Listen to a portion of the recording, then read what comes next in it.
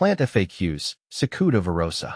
As an avid plant enthusiast, I've encountered many fascinating species, but Cicuta virosa stands out, not just for its appearance, but for its unique characteristics and complexities. This article explores some frequently asked questions about Cicuta virosa, providing insights based on my experiences and research. What is Cicuta virosa? Cicuta virosa, commonly known as northern water hemlock, is a perennial herbaceous plant found in wetland areas across Europe and North America. Recognized for its tall stature and intricate white flowers, this plant often grows up to 2 meters high.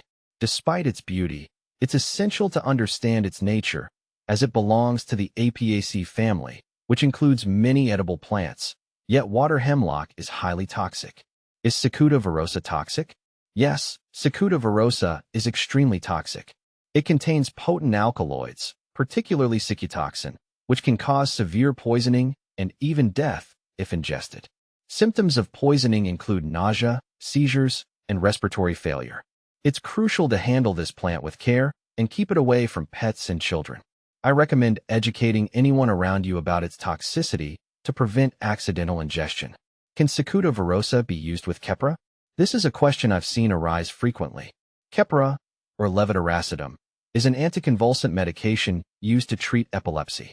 Given the toxic nature of Cicuta virosa, I strongly advise against any use of this plant with Keppra or any medication without consulting a healthcare professional first. The interactions could be unpredictable, and prioritizing safety is essential. How to care for Cicuta virosa? Caring for Cicuta virosa requires an understanding of its natural habitat. It thrives in moist, nutrient-rich soil and prefers partial to full sunlight. If you choose to cultivate it, though I advise caution, ensure it has plenty of water, especially during dry periods. However, due to its toxicity, it's generally better to admire this plant in its natural environment rather than attempting to grow it at home. How to propagate Cicuta virosa? Propagating Cicuta virosa can be done through seeds. However, I emphasize caution here. The seeds should be sown in early spring in a wet, nutrient-rich substrate. They require a moist environment to germinate, reflecting their natural habitat. Still, I recommend considering the risks associated with cultivation before attempting this. Can you grow Cicuta virosa indoors? Growing Cicuta virosa indoors is not advisable. The plant's high toxicity poses significant risks, and controlling its environmental needs can be challenging.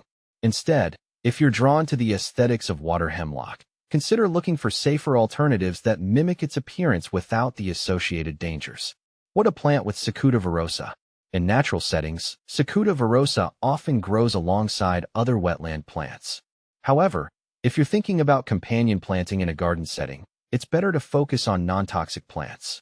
Consider native wetland species like marsh marigold or various sedges, which thrive in similar conditions but are safe to handle. What are the benefits of Cicuta virosa? While it's crucial to focus on the risks, Cicuta virosa does have some historical uses in traditional medicine, particularly in very controlled environments.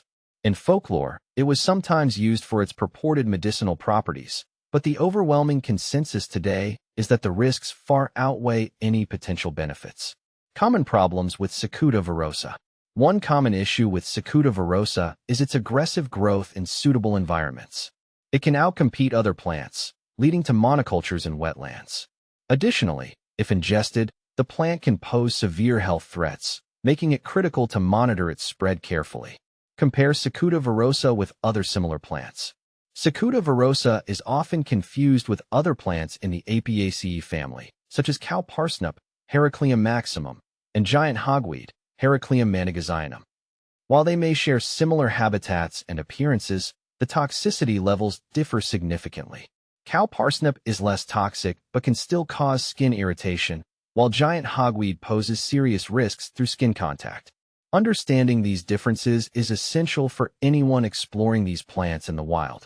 In conclusion, Cicuta virosa is a captivating yet dangerous plant that deserves respect. While it offers interesting insights into plant biology and ecology, its toxicity necessitates caution. If you're curious about this plant, I encourage you to explore it safely, appreciating its beauty from a distance rather than as a personal addition to your garden.